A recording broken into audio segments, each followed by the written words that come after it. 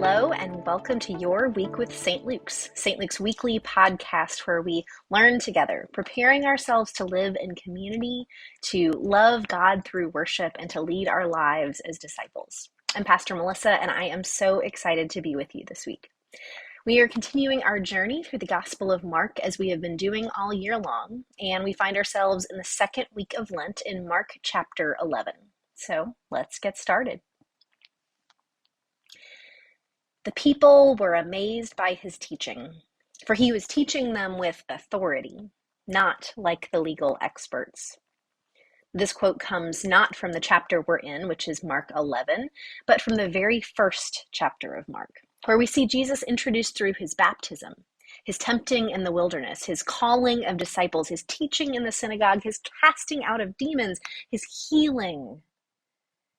And a theme that began at the opening of Mark's account, right here in chapter 1, really hits a turning point in this week's chapter of Mark 11. And it's the theme of Jesus' authority. Now, you might say all of those things that you listed from Mark 1, they really set the tone for understanding Jesus' authority, and you'd be right.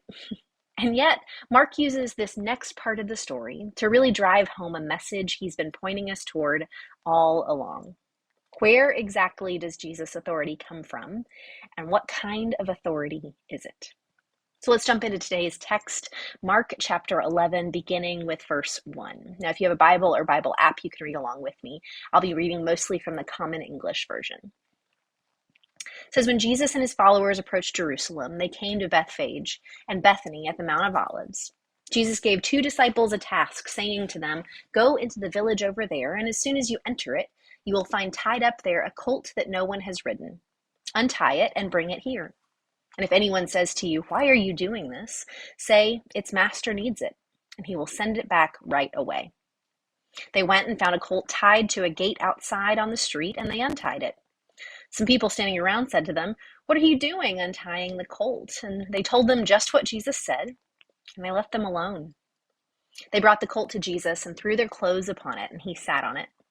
Many people spread out their clothes on the road, while others spread branches cut from the fields. Those in front of him and those following were shouting, "Hosanna! Blessings on the one who comes in the name of the Lord. Blessings on the coming kingdom of our ancestor David. Hosanna in the highest."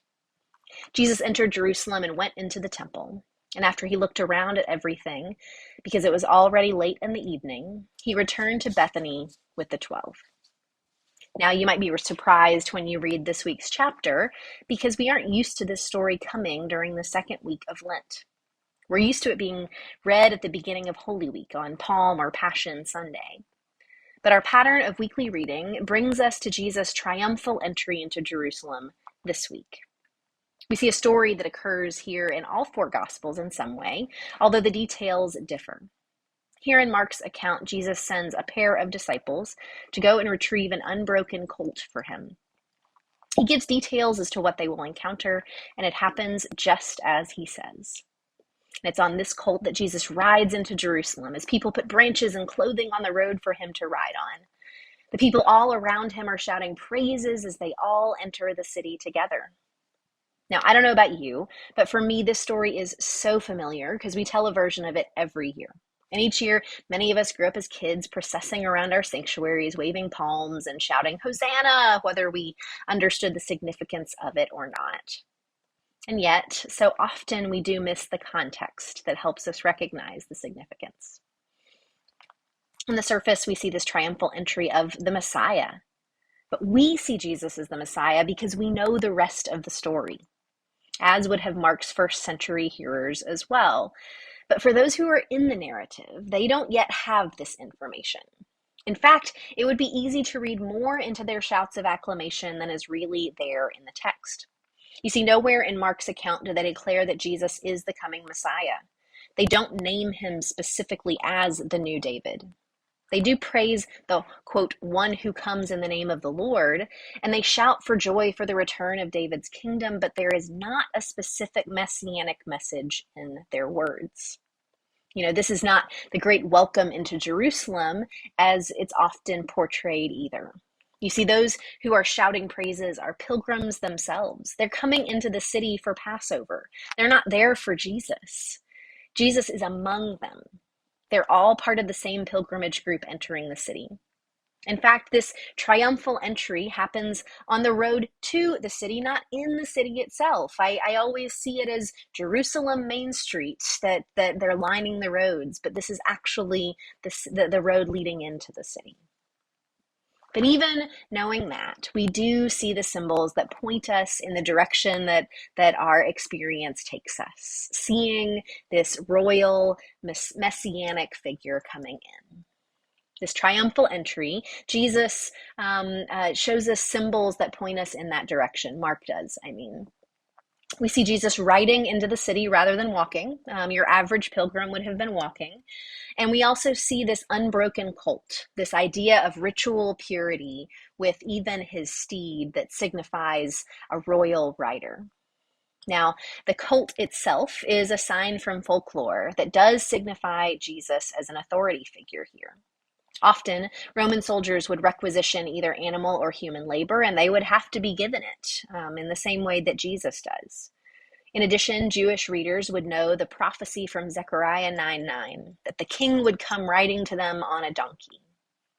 We also see another royal reference in the spreading of the crowd's cloaks on the road. It's reminiscent of Jehu's accession to the throne that we read about in 2 Kings 9 as well. All in all, first century readers and hearers would have recognized this concept of triumphal entry, the signifying, a claiming of authority in this space. They had historical comparisons, like connecting this entry into Jerusalem with a coup led by Simon Bar Giora, who drove Eleazar and his faction from the temple. Or those who lived in Rome might have even been witnesses of the triumphal procession when Vespasian celebrated defeating the Jews. Processing like this into Jerusalem would have meant something to Mark's readers, more than just a simple Passover pilgrimage. Jesus was set up in Mark's account to be seen as an authority figure who was about to do something significant, even kingly. But this is an odd turn for Mark's gospel, because until now, Mark's account of Jesus' authority has been defined by his messianic secret. Jesus has insisted that there was no public announcement of his messiahship, of his authority, of his power, of his divinity. And yet here in this week before Passover, he enters grandly and publicly into Jerusalem, allowing the crowds around him to shout acclamation. And yet, because we know the whole story, we also know that he won't be the kind of Messiah that they want or expect. And we do start to get some signs of this, even in the midst of where we see these royal, grand, triumphal entry moments. We already start to see nuances that tell us Jesus is going to be different. You see, where Roman soldiers would have demanded an animal in the same way, Jesus says, I'm going to return it. Riding a colt would have signified royalty, but a colt or donkey would have been the steed of choice when a royal leader wished to signify that they had peaceful intentions. So Jesus' entry on a donkey shows that he is coming in peace, not to conquer. And we see Jesus' acquisition of his steed happening just as he says, with no conflict and no force. Seems that there is a greater authority at work, beyond the power of the earthly authorities. And it's an authority that Jesus seems to be in special connection with. Jesus enters in both a completely royal and kingly manner, and yet at the same time in a peaceful and humble one as well. As one commentator put it, Jesus enters as the lowly one, hero only to a motley rabble, but he's ironically more of a king than they think. Just maybe not the king that they think they're looking for. Now, this section of the chapter ends with a real anticlimax. After a grand pilgrimage entry into Jerusalem, Jesus goes into the temple and leaves. And then he leaves Jerusalem again. All of that for him to walk in, look around, and just leave the city again.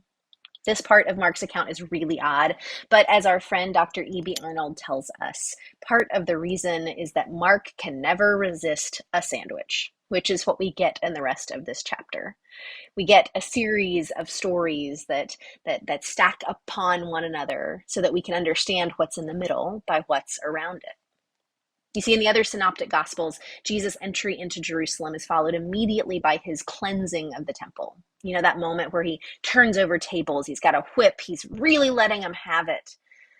But Mark wants to set us up to really understand that encounter before he tells us about it. So first, we get a story that begins to seem like a really unusual interlude. It starts with verse 12.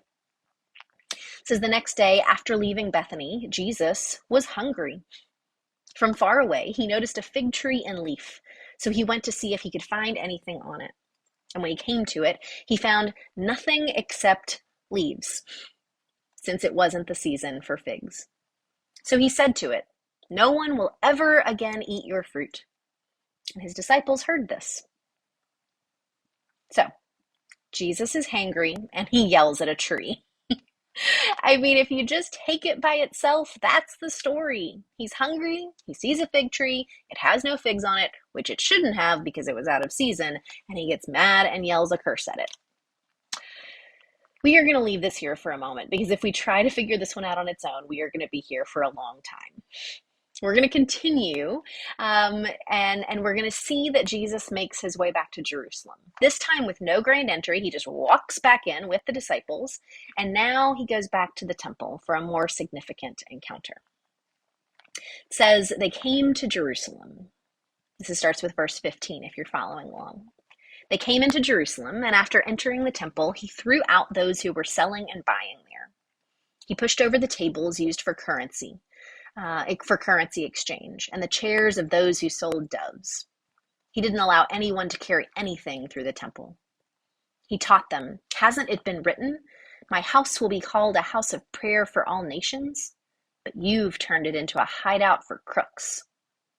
The chief priests and legal experts heard this and tried to find a way to destroy him. They regarded him as dangerous because the whole crowd was enthralled at his teaching. When it was evening, Jesus and his disciples went outside the city. So here we get that story that we do all love as a reminder sometimes, that one that makes us feel better when we just want to throw a chair and a table.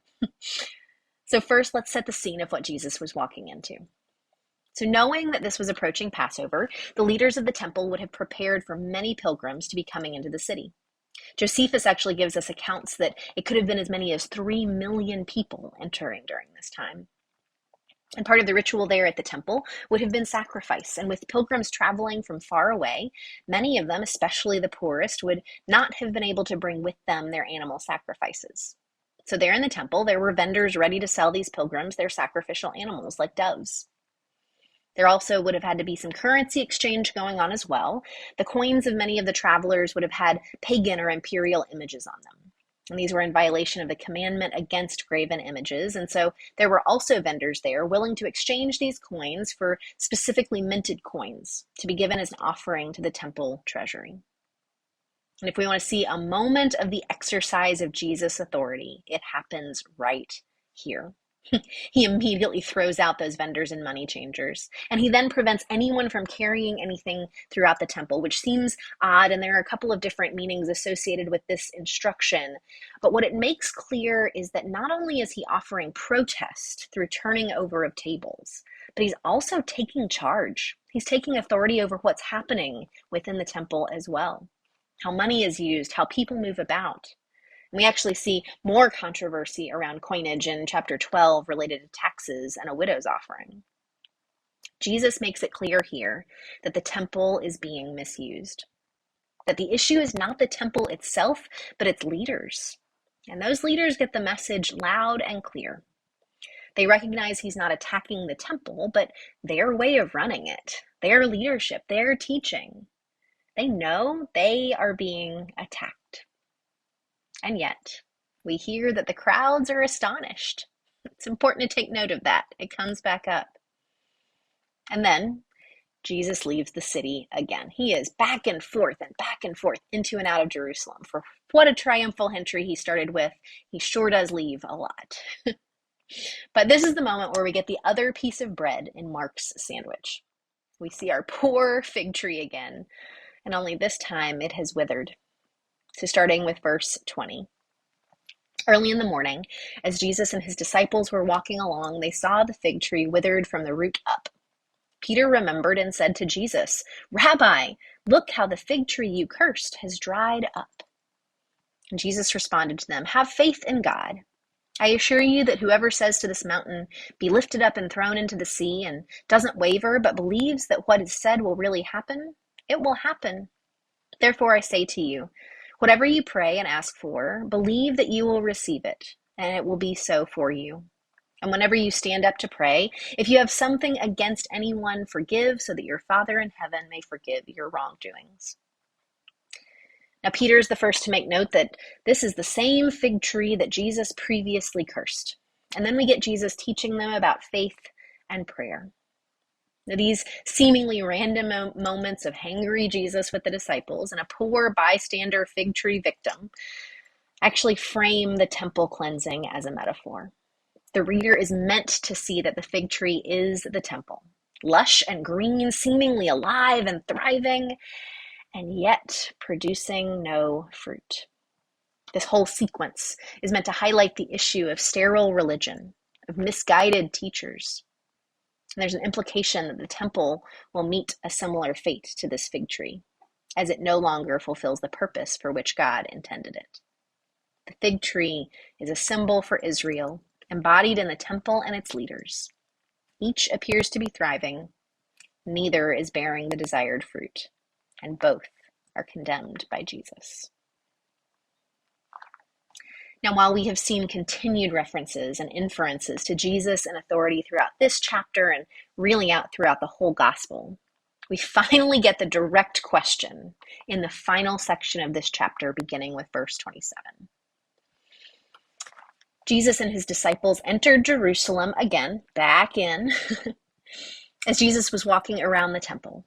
The chief priests, legal experts, and elders came to him, and they asked, "What kind of authority do you have for doing these things? Who gave you this authority to do them?" Jesus said to them, "I have a question for you. Give me an answer, then I'll tell you what kind of authority I have to do these things. Was John's baptism of heavenly or human origin? Answer me." They argued among themselves. "If we say it's of heavenly origin, he'll say, 'Then why didn't you believe him?' But we can't say it's of earthly origin." They said this because they were afraid of the crowd, because they all thought John was a prophet. And they answered Jesus, "We don't know." And so Jesus replied, "Neither will I tell you what kind of authority I have to do these things." Now there's the Jesus we've seen throughout Mark's gospel. A little snarky, a little challenging, a little rough, but this conflict is no surprise. We already heard in verse 18 that the chief priests and legal experts were going to try to find a way to destroy him. His actions in the temple give perfect opportunity for these religious leaders to question him. But this conflict has been set up since the very beginning. As we already quoted from chapter 1, verse 22, that he taught as one having authority, not as the scribes. This statement is fleshed out fully in this encounter as we see him taking authority in the temple fully and clarifying that authority is not from these earthly places, not even the temple that he had been instructed or that had been instructed to be built by God. That temple was no longer being used the way it was intended. And it was time for somebody to call that out. And even though in this last section, Jesus is the one being questioned, he very easily turns the question back onto his challengers. And he puts them in a tricky situation. Do they affirm John the Baptist's baptism? And if so, then they're admitting that they aren't following God's prophet. Or do they deny it? And if so, they're risking an angry crowd who has already found itself astonished by Jesus. And so they say nothing. And so Jesus also says nothing. Somehow he starts with a grand entrance into the city, and he still ends continuing to hold on to his messianic secret just a little bit longer. So the question then comes, from where does Jesus' authority come? We, of course, know the answer, and yet we also must recognize it's not because Jesus has told us the answer. It's because Jesus has shown us the answer. While this encounter with the religious leaders may seem like more of snarky Jesus just catching his challengers in their own web, it's also Jesus reminding us again and again of what following him looks like. We don't follow him because we assent to just hearing him say, "My authority comes from God," and that settles it. We follow him because of what we have seen throughout the gospel. From the very first chapter, healings, baptism, feeding, calling of disciples, and especially what we know is still to come, his ultimate action, his sacrifice for us on the cross, his giving of himself even unto death, dying so that we might live. And I'd say that's a pretty solid ground to have some authority, wouldn't you? Thank you for joining us again this week. I hope you take these stories with you into your week as you join with others to discuss your Lenten journey. And I look forward to sharing in worship with you this Sunday as we take these stories and consider what it means for how we lead our lives as disciples. See you next week.